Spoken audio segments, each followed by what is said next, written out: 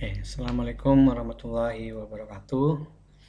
Jadi untuk mengejar ketertinggalan ya, jadi tanggal 20 kita udah mulai UAS. Jadi hari ini saya isi dengan 2 materi ya. Jadi 2 kali pertemuan untuk hari ini. Yang pertama tadi untuk obat sistem saraf pusat. Sekarang kita masuk ke obat sistem pernafasan ya. Nah, untuk sistem pernafasan sendiri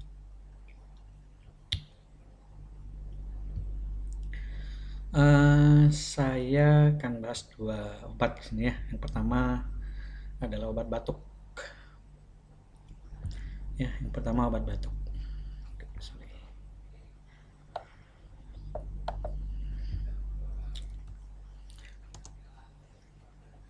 Nah, batuk itu adalah bukan suatu penyakit ya, tapi refleks, bagian dari gejala atau sindrom gangguan atau kelainan saluran nafas. Batuk itu adalah refleks protektif, artinya ya refleks dari tubuh kita untuk melindungi paru-paru kita dari material asing di udara ya. Jadi ketika benda asing masuk berupa debu, bakteri atau apa menempel di saluran nafas bagian atas, tubuh kita akan refleks untuk mengeluarkan benda asing tersebut lewat refleks batuk. Nah, batuk ini merupakan mekanisme untuk menghilangkan hambatan pada pernafasan. Karena adanya benda asing, maka saluran nafas kita akan terhambat. Nah, refleks untuk menghilangkan hambatan pada pernafasan ini lewat batuk untuk mengeluarkan benda asing tadi. Nah, batuk ini dibagi menjadi 3, ada yang batuk produktif, ada batuk psikis, ada batuk non produktif. Nah, yang batuk produktif ini contohnya tenggorokan saluran nafas bagian atas kita mengeluarkan ini ya, dahak. Ini produktif. Batuk non produktif ini batuk kering ya. Batuk psikis ini ya dari psikis kita. Nah, untuk reseptor batuk sendiri ini spesifik. Jadi tidak ada, hanya di beberapa daerah yang peka terhadap rangsangan batuk. Daerah yang peka terhadap rangsangan batuk ini ada di bagian atas epiglottis atau faring, ada di bagian laring, trakea, bronkus, paru-paru, dan candida auditorius externus ya. Nah, bagian-bagian tadi itu bisa menimbulkan rangsangan batuk ya. Nah, rangsangan batuk ini diteruskan oleh saraf kita ya, medula oblongata dorsolateral sebagai pusat batuk atau cough center ya. Nah, medula oblongata ini karena bagian saraf bisa disupres atau ditekan. Pusat batuk ini artinya bisa ditekan supaya tidak timbul batuk lagi. Nah, untuk menekan pusat batuk ini atau medula oblongata sebagai pusat batuk ini bisa menggunakan beberapa macam obat ya, bisa dari golongan narkotik, non narkotik, antihistamin ataupun lokal anestesi ya. Nah, ini adalah bagian tenggorokan kita ya, saluran nafas kita. Ini ada bronchodilator, ekspektoran inhalasi bronchodilator ini bekerja dengan memecah dahak ya, demulsen ini supaya dahak gampang keluar ya. Nah, untuk terapi batuk sendiri ini bisa dengan beberapa cara. Yang pertama, tidak usah diberi obat. Jadi batuk tanpa gangguan yang disebabkan oleh penyakit akut itu akan sembuh sendiri ya. Kemudian pengobatan spesifik. Pengobatan ini diberikan terhadap penyebab timbulnya batuk. Kalau batuknya disebabkan karena inflamasi, ya dikasih antiinflamasi. Karena ada bakteri, ya dikasih antibiotik, ya. Kemudian pengobatan simptomatik, batuk yang tidak dapat ditentukan penyebab batuknya, batuk yang merupakan gangguan dan potensial dapat menimbulkan komplikasi. Jadi yang belum diketahui penyebabnya apa, ya pengobatannya secara simptomatik, artinya bisa dengan narkotik tadi ya, golongan narkotik seperti kodein. Kodein ini buat batuk, menekan batuk supaya refleks batuk tidak terjadi. Nah, untuk pengobatan spesifik tadi ya bisa karena infeksi ya. Berarti kalau infeksinya bakteri dikasih antibiotik ya. Bisa karena pneumonia, tuberkulosis maupun virus. Kemudian bisa juga bukan karena infeksi tapi gagal jantung kongestif atau kanker paru ya. Sehingga ini pengobatan spesifik ini dibilang spesifik karena obat ini ditujukan untuk mengatasi penyebab yang spesifik ini. Kemudian untuk pengobatan simptomatik diberikan apabila penyebab batuk yang pasti tidak diketahui, batuk tidak berfungsi baik, dan komplikasinya membahayakan penderitanya.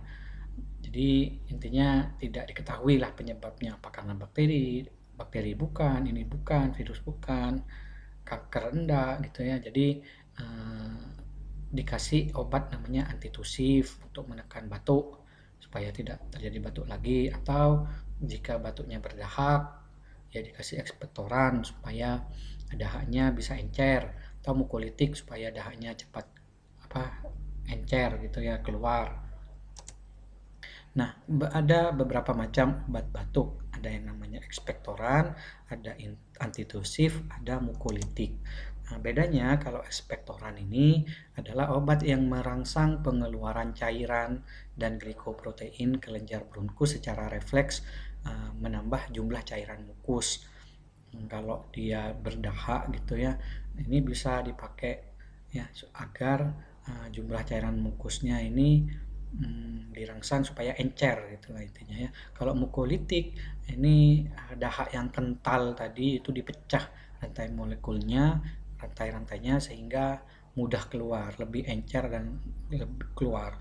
Sedangkan kalau antitusif ini obat yang bekerja dengan menekan batuk ya, dengan meninggikan ambang rangsang yang dibutuhkan untuk merangsang pusat batuk. Artinya antitusif ini bekerjanya di pusat batuk kita supaya tidak timbul batuk lewat ini ya, rangsangan.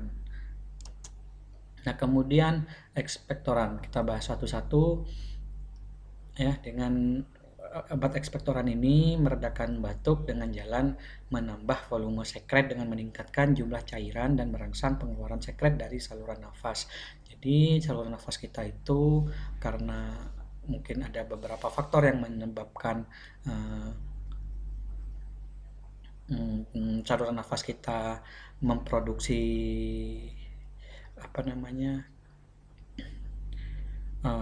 dahak seperti dahak dan lain-lain. Nah, dahak atau sekret ini bisa mengganggu jalannya nafas kita, sehingga untuk menghilangkan gangguan ini bisa dikasih dengan ekspektoran. Ini namanya ekspektoran, kerjanya dengan meningkatkan jumlah cairan dengan merangsang pengeluaran sekret dari saluran nafas. Ini dilakukan dengan beberapa cara, yaitu dengan refleks vagal gaster dan perangsangan vagal kelenjar atau acinar gland mucosa bronchus. Ekspektoran ini bisa dari beberapa bahan yang ini adalah contohnya beberapa bahan yang bisa dipakai untuk ekspektoran. Ada iodida, ada N4Cl, ada larutan gliseriza. Ya, kalau kalian lihat obat batuk hitam atau obat batuk putih, dilihat komposisinya itu biasanya mengandung bahan-bahan ini. Ada ipecac, ada antimoni potasium tartrat, ya, gliseril guaicolat, GG ya, gliseril guaicolat ini banyak juga dijual di produk-produk obat batuk. Ada creosote, ada volatile oil seperti terpentin dan oleum eucalyptus. Oleum eucalyptus ini minyak kayu putih, anisi, kemudian oleum lemon juga bisa. Nah, ini nanti kalian baca sendiri ya untuk iodida seperti apa. ya menurunkan elastisitas mukus. Kemudian untuk guaifenesin atau gliseril guaicolat ini untuk memperbaiki mukosilier. Obat ini jarang menunjukkan efek samping, pada dosis besar dapat terjadi mual, muntah, dan pusing. Kemudian antitusif, yang kedua adalah antitusif. Antitusif ini penekan batuk atau cough supresan. Nah, ini obat ini dibagi menjadi antitusif yang bekerja di perifer, antitusif yang bekerja di sentral. Artinya dua-duanya ini bekerja di saraf, cuma yang di sentral ini adalah bisa narkotik dan non narkotik. Yang bekerja di perifer ini menekan batuk dengan mengurangi iritasi lokal di saluran nafas dengan cara mempengaruhi lendir saluran nafas. Kerjanya bisa secara langsung maupun tidak langsung. Kalau langsung ini seperti lidokain, benzokain, tetrakain, bensil alkohol, fenol ya. Biasanya kayak fenol ini digunakan untuk lozenges. Lozenges ini permen yang diemut gitu ya untuk menyegarkan pernafasan, melancarkan pernafasan. Obat-obatan ini dapat mengurangi batuk akibat merangsang iritan di faring, tetapi hanya sedikit manfaatnya untuk mengatasi batuk akibat kelainan saluran nafas bawah. Nah, kalau secara tidak langsung, ini contohnya adalah antihistamin. Jadi antihistamin itu bukan hanya digunakan untuk mengatasi alergi. Ya, intinya mengatasi alergi ya, tapi kalau tidak langsung ini dengan cara mengurangi histamin yang ada di saluran tenggorokan kita. Karena kalau ada benda asing masuk, histamin muncul. Nah, adanya histamin ini menyebabkan adanya inflamasi di saluran nafas kita. Jadi antihistamin ini bisa juga digunakan untuk mengobati batuk ya. Nah, kemudian ini dibahas satu-satu ya, kayak difenidramin, ini dipakai untuk bronkitis ya, karena memiliki efek antikolinergik. Efek sampingnya mengantuk, mulut kering. Antitusif yang bekerja sentral ini tadi ada yang golongan narkotik, ada yang non narkotik. Ini kerjanya di meninggikan ambang rangsang yang dibutuhkan untuk merangsang pusat batuk. Jadi jika awalnya rangsang batuk itu segini, obat ini bekerja dengan meninggikan ambang batasnya segini. Jadi gak gampang batuk orangnya. Yang awalnya dirangsang segini sudah batuk, kalau sudah minum ini jadi ambang rangsangnya naik ya. Nah, golongan narkotik ini yang biasanya yang sering dipakai untuk obat batuk adalah kodein atau metilmorfin. Kodein itu turunan dari morfin, metilmorfin. Kemudian hidrokodon bitartrat, kemudian oksikodon, polkodin, dan dilaudid. Tapi efek sampingnya bisa menyebabkan adiksi atau kecanduan. Nah, kodein ini merupakan antitusif narkotik yang paling efektif. Ya, makanya banyak dokter meresepkan kodein ini untuk pasien yang batuknya sudah agak lama, tidak henti-henti ya. Nah, kemudian untuk sintetik narkotik ini contohnya dextrometorphan, noscapin, levopropoxifen ya, elisomer propoxifen, dan butamirat sitrat. Jadi tidak menyebabkan adiksi, tidak mempunyai efek analgesik.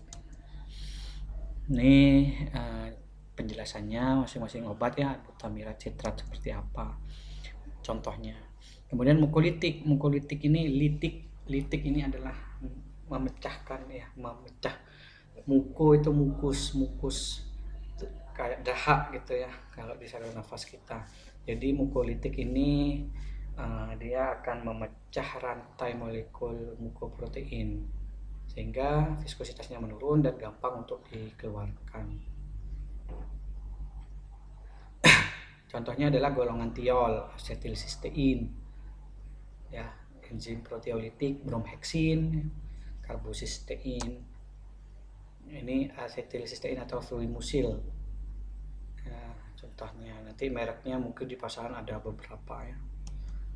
enzim proteolitik ada tripsin, chymotrypsin, streptokinase, deoksiribonuklease, streptodornase, bromheksin. Ini alkaloid dari fasisin, dan ambroxol adalah metabolitnya. Karbosistein, dia menurunkan viskositas muskus. Anjuran pada pasien biasanya selain minum obat harus minum banyak air putih. Kemudian hindari lingkungan yang kering dan dingin. Hindari dari makanan yang dapat mengiritasi faring seperti makanan pedas, panas gitu ya. Hindari rokok, kemudian hindari obat-obat yang mempunyai efek samping batuk. Nah, kemudian yang keempat adalah surfaktan. Obat ini bekerja pada permukaan mukus dan menurunkan daya lengket mukus pada epitel. Jadi supaya tidak lengket mukusnya di permukaan saluran nafas kita, sehingga gampang dikeluarkan. Surfaktan ini bisa dipakai secara inhalasi. Nah, dengan cara surfaktannya dilarutkan dalam air atau larut elektrolit lain baru diinhal atau dihirup. Kemudian yang kelima adalah bronchomukotropik. Ini merangsang kelenjar bronkus dengan menginduksi pengeluaran serum musin dan meningkatkan mukokinesis. Ya, jadi ini secara inhalasi dan dikasih aroma biasanya ya, bisa mempunyai aroma seperti mentol, minyak kamfer, balsam kayu putih ya, dihirup, dicium, jadi mempunyai efek juga kalau batuk ya. Ada yang namanya bronchorik, ya, nanti dibaca. Tetrakain dan lidokain ini bisa juga untuk menghambat batuk akibat dari bronkoskopi. Jadi kalau dokter pengen tahu ada apa di paru-paru kita kan pakai bronkoskopi, dimasukkan selang gitu sampai ke paru-paru. Nah, itu juga dapat menyebabkan batuk ke pasien setelah prosedur itu. Makanya biasanya dikasih tetrakain atau lidokain. Nah, ini untuk batuk ya.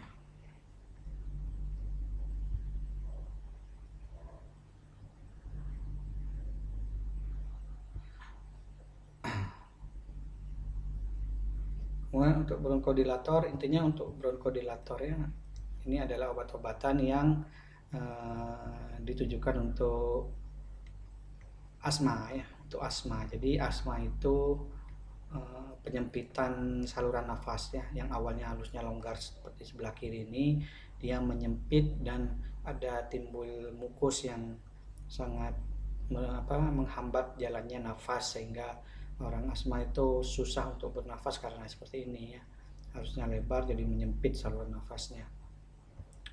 Ini bisa dipakai beberapa obat ya.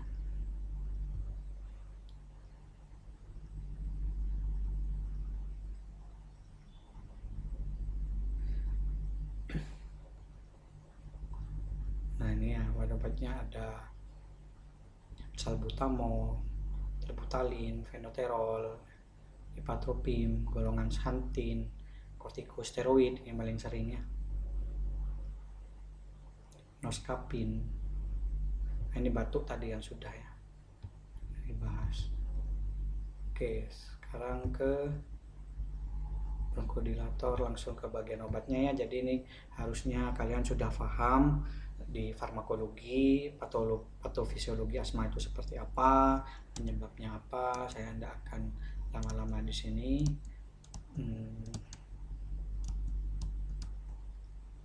Nah, ini adalah obat-obatannya ya. Nah, intinya ada 3 kelompok untuk bronkodilator, ada simpatomimetik, ada muskarinik antagonis, dan ada metil xantin. Nah, kalau untuk terapi tambahan atau preventif, artinya supaya asma tidak terulang, itu bisa dipakai kortikosteroid, bisa dipakai antiinflamasi, ada leukotriene G, ada antihistamin ya. Nah, pemberian obat asma bisa secara peroral, inhaler atau injeksi ya. Inhaler itu ya kalau terjadi serangan tiba-tiba gitu ya, diharapkan efek yang cepat, biasanya pasien itu sudah bawa inhaler. Nah, ini cara pakainya ya.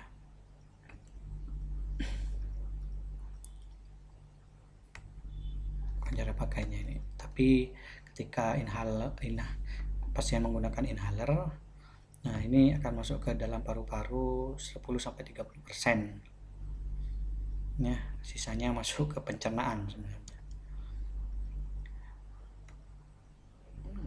Nah, untuk simpatomimetik bisa menggunakan adrenalin, epinefrin, isoprotenolol, ephedrine, beta 2 agonis. Ini mekanisme kerjanya ya. Ephedrine atau adrenalin.